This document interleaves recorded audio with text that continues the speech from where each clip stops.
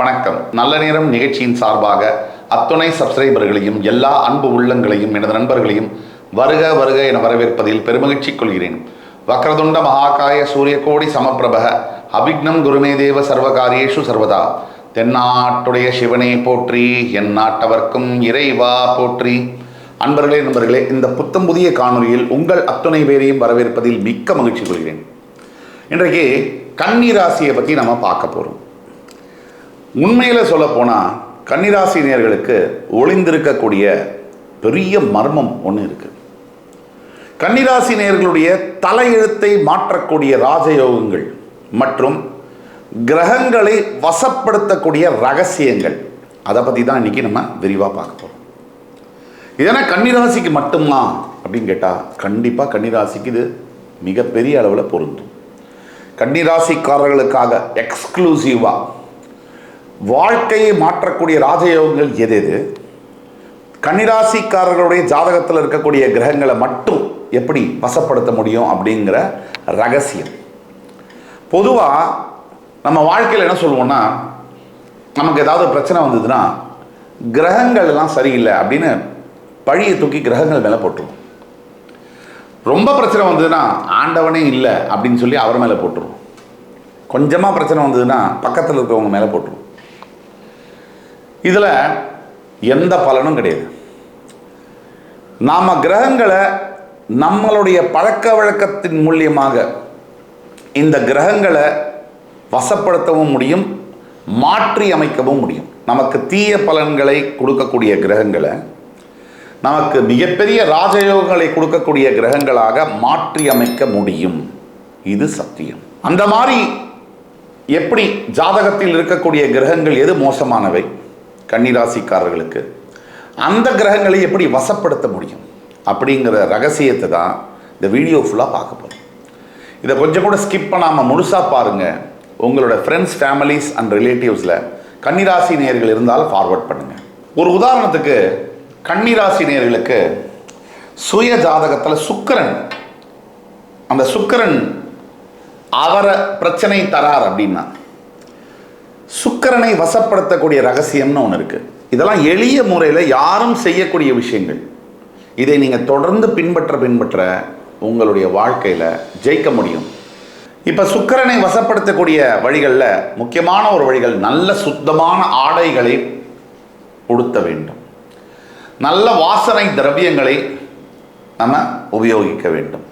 தினமும் 2 முறை குளித்து பார்க்கறதுக்கு நல்ல பளபளப்பாக நம்மளை மெயின்டைன் பண்ணி வச்சுக்கணும். இப்படி இருந்தாலே கன்னிராசி நேயர்களுக்கு சுக்கிரன் வசப்படுவார். இந்த கன்னிராசிக்கு சுக்கிரன் 2ஆம் இடம், 9ஆம் இடம். தனம், பணத்தை கொடுக்கிறவரும் அவர் தான், பணத்தை சேர்த்து வைக்க உதவி செய்பவரும் அவர் தான், சேர்த்து வச்சுற பணத்தை அனுபவிக்க உதவி செய்கிறதும் அவர் தான். கன்னிராசியில் இருக்கக்கூடியவர்கள் கலைத்துறையில் சாதிக்கணும், சினிமா துறையில் சாதிக்கணும், பெரிய ஸ்டார் ஆகணும், டைரக்டர் ஆகணும், பெரிய எழுத்தாளர் ஆகணும், காமெடியன் ஆகணும், மிகப்பெரிய அளவில் பாடகர் ஆகணும். இப்படிலாம் நடக்கணும்னா சுக்கிரனை நீங்கள் வசப்படுத்த வேண்டும். எந்த விதமான துன்பங்களில் நீங்கள் இருந்தாலும் சுக்கிரனை வசப்படுத்தும் போது கன்னிராசி நேயர்களுடைய வாழ்க்கை மிகப்பெரிய வெற்றியை காணும். அதே மாதிரி சூரியன், உங்கள் ஜாதகத்தில் சூரியனை கொஞ்சம் பழுதடைஞ்சிருக்காரு, கொஞ்சம் ப்ராப்ளமேட்டிக்காக இருக்காரு கன்னிராசி நேயர்களுக்கு அப்படின்னா விரையாதிபதி. நீங்கள் சூரியனை பலப்படுத்த உங்கள் நேரத்தை கரெக்டாக பிரயோஜனப்படுத்தணும். யாருக்கும் உடனடியாக நீங்கள் அவைலபிளாக இருக்கக்கூடாது. அவங்க கூப்பிட்றதுக்கு முன்னாடியே போய் நிற்கிறது, அவங்க கூப்பிடாமே கூடவே போகிறது, இதெல்லாம் செய்யக்கூடாது. உங்களுடைய மதிப்பையும் மரியாதையும் நீங்களே காப்பாற்றிக்கணும். பலமே இல்லைன்னா கூட கன்னிராசி நேயர்கள் உங்கள் ஜாதகத்தில் சூரியனை பலப்படுத்த உங்கள் நேரத்தையும் கடமையையும் கரெக்டாக யூஸ் பண்ணணும். ஒவ்வொரு நாளும் அன்றைக்கி செய்ய வேண்டிய வேலையை அன்றே செய்து முடிக்க வேண்டும். அதே மாதிரி கன்னிராசி நேயர்கள் சந்திரன் உங்கள் ராசியில் கன்னியில் இருக்கிறதுனால தான் நீங்கள் கன்னிராசி, அந்த சந்திரனை பலப்படுத்த யாரோட கூட, ஏன்னா மேஷத்திற்கு கன்னி 6ஆம் இடம், யாரோட கூட ரொம்ப அட்டாச்மெண்ட், எமோஷனல் அட்டாச்மெண்ட் ஆகாமல் ரொம்ப கரெக்டாக மூவ் பண்ணணும். பாசம், பந்தம், பிடிப்பு, காதல் அப்படின்னு ஒட்டிட்டு ஓடினீங்கன்னா என்னைக்கோ ஒரு நாள் அவங்க உங்களை வெட்டி விட்டுருவாங்க. எஸ்பெஷலி இந்த காதல் திருமண வாழ்க்கையில் இல்லை குழந்தைகள் மேலே இருக்கக்கூடிய பந்தத்தில் கன்னிராசி நேயர்கள் அதிகமாக ஒட்டுறீங்க. ரொம்ப நீங்கள் ஒட்ட ஒரு நாள் நீங்கள் எமோஷ்னலான ப்ராப்ளத்துக்கு ஆளாகக்கூடும். சந்திரனை பலப்படுத்த தியானத்தை செய்ய வேண்டும். யாரோடனும் எமோஷனல் பாண்டிங் அட்டாச்மெண்ட் வைத்துக் கொள்ளக்கூடாது. இது கடினமே, ஆனால் சாத்தியமே. இப்பொழுது செவ்வாய், கன்னிராசினியர்களுக்கு செவ்வாய் ஒரு கொடிய விரோதி. 3ஆம் இடத்திற்கும் 8ஆம் இடம் அஷ்டமஸ்தானத்திற்கும் அதிபதி.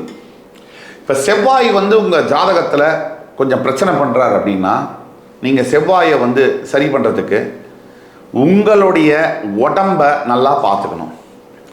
உங்களுடைய ஆரோக்கியம், சரியான நேரத்துக்கு சரியான உணவை சாப்பிட்டு சரியான நேரத்திற்கு தூங்க வேண்டும். இந்த மொபைலை வச்சுட்டு நைட்டு பூரா போர்வைக்குள்ளே வச்சு டக்கு டக்கு டக்கு டக்குன்னு ஃபேஸ்புக்கை பார்த்தீங்கன்னா 10 நாள் பழக்கம் 100 நாள், 100 நாள் பழக்கம் 1000 நாள் பார்த்தீங்கன்னா உங்களுடைய தூக்கமே கடந்த 5 வருஷத்தில் மேக்ஸிமம் ஒரு 200 மணி நேரம் தான் தூங்கியிருப்பீங்க. ஒரு நாளைக்கு 8 மணி நேரம் தூங்கணும். ஒரு வருஷத்துக்கு 2400 மணி நேரம் தூங்கணும். மினிமம் 2800 மணி நேரம் தூங்கணும். 2800 மணி நேரம் ஒரு வருஷத்துக்கு தூங்கணும்னா 5 வருஷத்தில் நீங்கள் குறைஞ்சபட்சம் 14000 மணி நேரம் தூங்கியிருக்கணும். ஆனால் நீங்கள் தூங்குகிற நேரம் வெறும் 500 மணி நேரம் 600 மணி நேரமாக தான் இருக்கும். இது உங்களோட உடம்பை மட்டும் இல்லை, மனசு, மூளை, அது இயங்கக்கூடிய விதம், உங்களோட வாழ்க்கை மொத்தமாக சைலண்ட்டாக டிஸ்ட்ராய் பண்ணியிருக்கும்.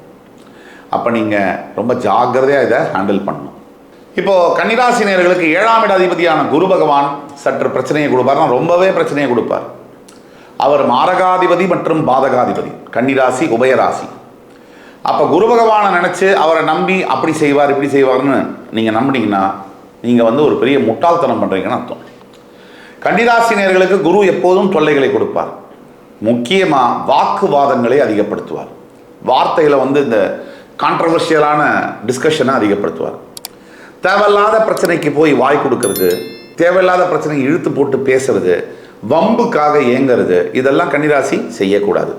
உங்களையே அறியாமல் அடுத்தவங்களுடைய வம்பு உங்களுக்கு பிடிச்சிருக்கு, அதை நீங்கள் கம்மி பண்ண குரு பகவானை நீங்கள் வலுப்படுத்த முடியும்.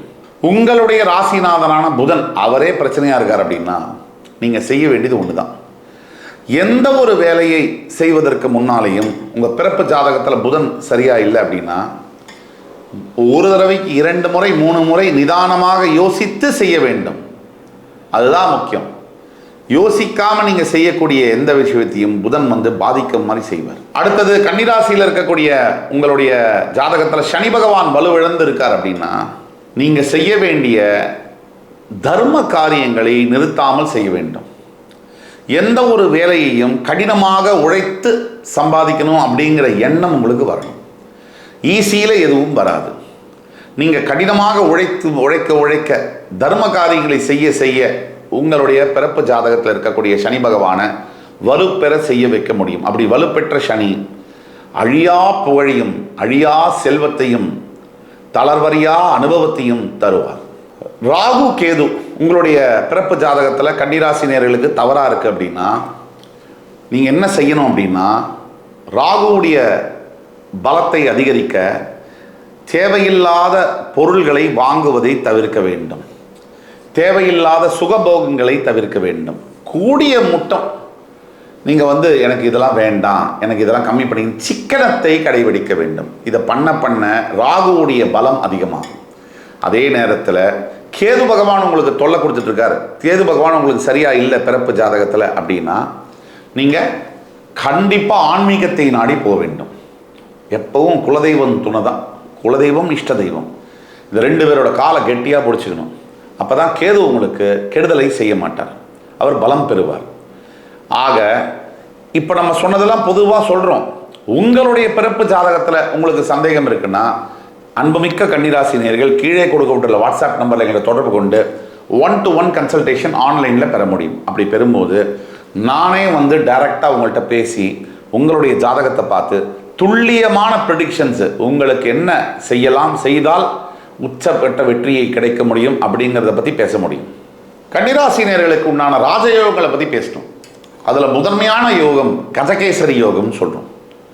குருவும் சந்திர பகவானும் சேர்ந்து இணைந்து கன்னிராசினியர்களுடைய ஜாதகத்தில் இருக்கும்போது கன்னிராசியில் அது கஜகேசரி யோகத்தை தரும். அல்லது குரு 7ஆம் இடம் என்று சொல்லக்கூடிய மீனத்தில் இருந்து ஆட்சி பெற்று உங்கள் ராசியை பார்த்தாலும் கஜகேசரி யோகம் அமையும். இந்த கஜகேசரி யோகம்னா 1000 யானை பலம் கொண்ட யோகம்.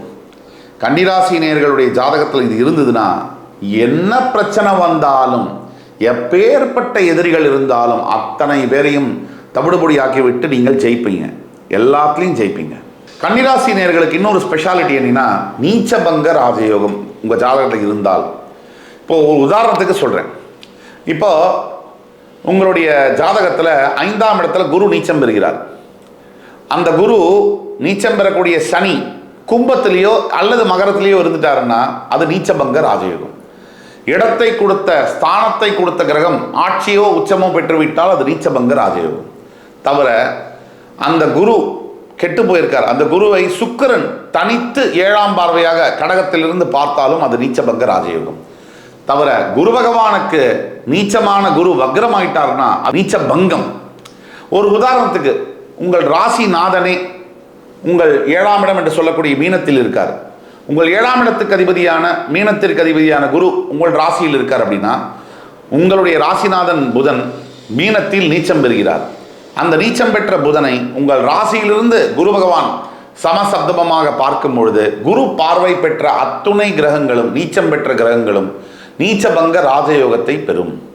ஆக இது மாதிரி நீச்சபங்க ராஜயோகம் உங்கள் ஜாதகத்தில் இருக்கு அப்படின்னா, எந்த கிரகம் நீச்சமாக இருந்தாலும் உங்கள் ஜாதகத்தில் அந்த கிரகத்தை குரு பார்வை பெற்றால் நீச்சபங்க ராஜயோகம் ஆகும். அந்த நீச்சபங்க ராஜயோகம் இருந்தால் ஒரு பெரிய பிரச்சனை வரும். அந்த பிரச்சனை வந்த அடுத்த நிமிஷமே, கொஞ்ச நேரங்கள்லேயே, கொஞ்ச நாட்கள்லேயே மிகப்பெரிய யோகமாக அதே பிரச்சனை மாறும். உங்களுடைய வாழ்க்கையில் முதல்ல கஷ்டம் வந்து அந்த கஷ்டத்தை தாண்டி ஒரு எவ்வளோ ஒரு 10% வந்துருச்சுன்னா 10,000% யோகம் வர மாதிரியான அமைப்புகள் நடக்கும். அதே மாதிரி திடீர் தனராஜ யோகம்னு சொல்லுவோம். அது கன்னிராசிக்கு. உங்கள் 2ஆம் அதிபதியும் 9ஆம் அதிபதியான சுக்கிரன் 5லோ 11லோ உங்கள் ராசிநாதனோடு சேர்ந்து அமரும் பொழுது திடீர் தனராஜ யோகம் ஏற்படும். இப்படிப்பட்டவங்க ஏழ்மையான நிலைமையில் பிறந்து திடீர்னு பார்த்தீங்கன்னா கோடீஸ்வரனாக மாறக்கூடிய யோகம் நடக்கிறது. இந்த அத்தனை அதிசயத்தையும் நம்ம பார்த்துட்டு தான் இருக்கோம். அதே மாதிரி உங்கள் வீட்டிலேருந்து கன்னிராசி நேயர்களுக்கு பல யோகங்கள் இருக்கலாம். அதில் முக்கியமான யோகங்களை பற்றி இப்போ நம்ம பேசணும். உங்கள் வீட்டில் இருக்கக்கூடிய புதன் உங்கள் வீட்டில் கன்னிராசியிலேயே அமர்ந்துட்டால் அது பத்திர யோகம்னு சொல்கிறோம். ராசிநாதன் உங்கள் வீட்டிலேயே ஆட்சி உச்சம் பெறுவதனால் பத்திர யோகத்தை தருகிறார். இப்படி பத்திர யோகம் பெற்ற கன்னிராசினியர்கள் மிகச்சிறந்த ஞானிகளாக, புத்திமான்களாக, எல்லாவற்றையும் உலக அறிவை கரைச்சி குடிச்சவன் சொல்லுவாங்க. அந்த மாதிரி என்ன வந்தாலும் அதை சமாளிக்கக்கூடிய திறன், புத்தி திறன், ஸ்மார்ட் பீப்புள்னு சொல்லுவாங்க. கடின உழைப்பாளிகள் கிடையாது, ஸ்மார்ட் பீப்புள், ஷார்ப் பிரெயின்னு சொல்லுவாங்க. அந்த மாதிரியான அமைப்பில் கோடீஸ்வர யோகங்களை பெற்று ராஜ பதவிகளை அலங்கரிப்பார்கள். பொதுவாக நாம் புரிஞ்சிக்கக்கூடியது, நம்ம ஜாதகத்திலேயே ராஜயோகம் இருப்பது அப்படிங்கிறது ஒரு பெரிய வரம். அப்படின்னாலும் நம்மளோட நல்ல பழக்க வழக்கங்கள் மூலியமாக, நம்மளுடைய கிரகங்கள் என்ன கோளாறுகள் இருந்தாலும் ஸ்திரமான புத்தியின் மூலியமாக, ஸ்திரமான பழக்க வழக்கங்களின் மூலியமாக அந்த வாழ்க்கையில் ஏற்படக்கூடிய சங்கடங்களை தவிர்க்க முடியும், நன்மைகளை அதிகரித்து கொள்ள முடியும். இதுதான் கன்னிராசி நேயர்கள் தெரிந்து கொள்ள வேண்டியது. கன்னிராசி நேயர்களுக்கு இந்த வீடியோ பிடிச்சிருக்குன்னு நம்புகிறேன். அடுத்து வரும் காணொலியில் மறுபடியும் உங்கள் எல்லோரையும் சந்திக்கும் வரை உங்களிடமிருந்து விடைபெறுவது உங்கள் சுபாஷ் பாலகிருஷ்ணன். நன்றி, வணக்கம், வாழ்க வளமுடன்.